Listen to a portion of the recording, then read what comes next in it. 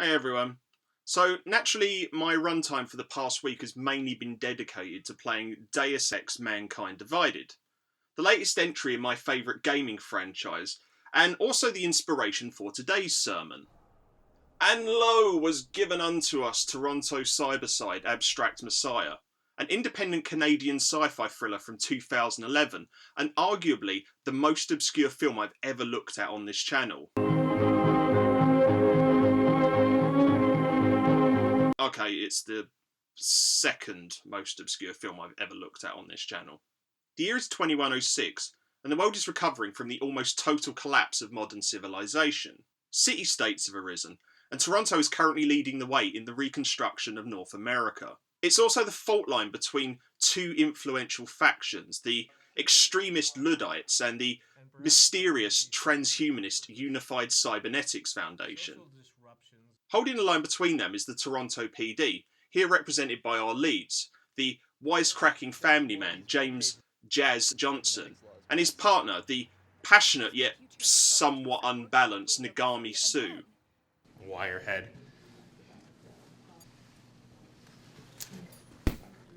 Pleased to meet you.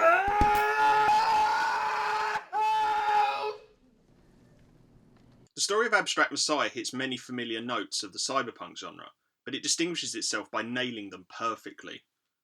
Director Laszlo Kovac's nuanced screenplay gives us a thought-provoking and entertaining glimpse into a future of cybernetics, extremism, politics, social engineering, and simply putting the hurt on people.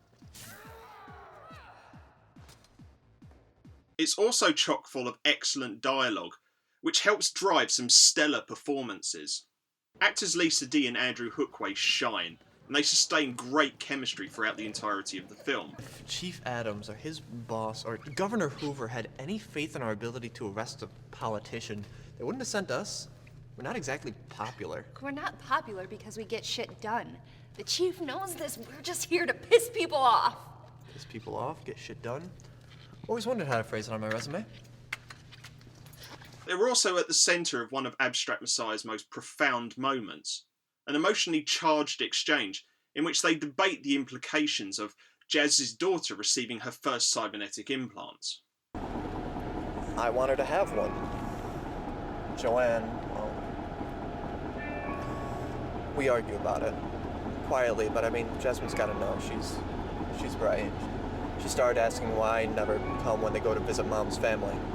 Brian Patrick Stoll's portrayal of the heavily augmented UCF Marshal Pax hinges on subtle expressions of the conflict between a almost perfect post-human and a world still consumed with emotion and conventional social norms. We're keeping the body on ice down at DFAP. The cyborg prison? It's as secure a place as any to satisfy the Foundation's paranoia. What? I mean, they don't want the world finding out that the Foundation's run by vampires?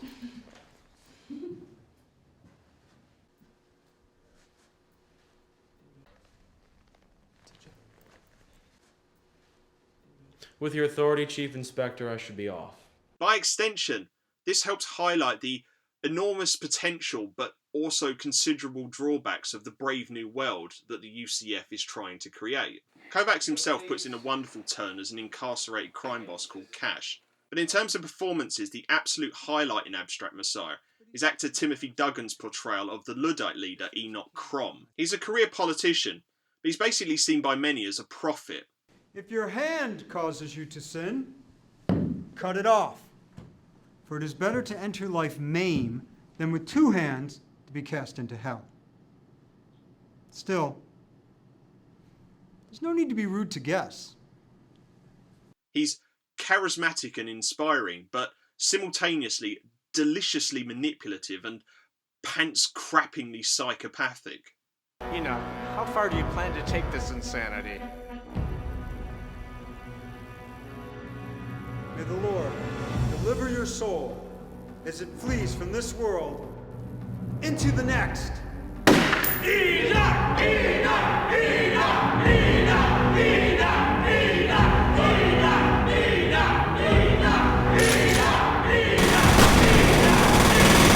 Enoch! There are issues with this film. There are certain wobbles in what is otherwise an outstanding script. But overall, my concerns are nitpicks. Some of the fight choreography feels stilted, and some of the special effects look conspicuously cheap. But these aren't faults in terms of imagination or talent. They're a simple consequence of the resources that Kovacs and his people had at the time. Abstract Messiah is actually a feature-length continuation of a 30-minute short film simply called UCF Toronto Cybercide. I've skipped over it because while it is highly recommended, a lot of the themes and plot points it introduces truly flourish in Abstract Messiah. And it's not actually that hard to catch up, as several teasers and featurettes were produced around both films. This hints at a potential series and meta-narrative which unfortunately we'll likely never see. The project emerged under the auspices of Key Pixel, a sadly defunct collaborative of filmmakers who, if nothing else, can be proud of the fact that they've created a lasting testament to what happens when creative, like-minded, focused people come together and simply tell great stories. A lot of water has obviously passed under the bridge since the release of Abstract Messiah, but I for one would love to see this series return. Any revival would probably have to take the form of a reboot, maybe one which combines the specific plot points of both Toronto Cyberside and Abstract Messiah itself. Ultimately, what matters more than anything is that Abstract Messiah is a remarkably effective example of micro-budget science fiction, and it's left a great legacy. This film proves that all you really need is a good script, creative direction, and a great cast to make your film fly. And it also points out that if you really want to make a film, stop making excuses and grab a damn camera.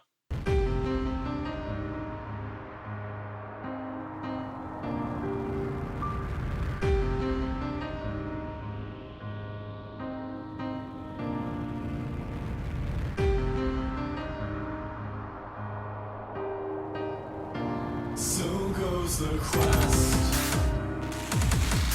from furthest east to farthest west. If you leave him alone, I'll give you a cookie. What kind of cookie? You'll only know when you take a bite. Hazelnuts.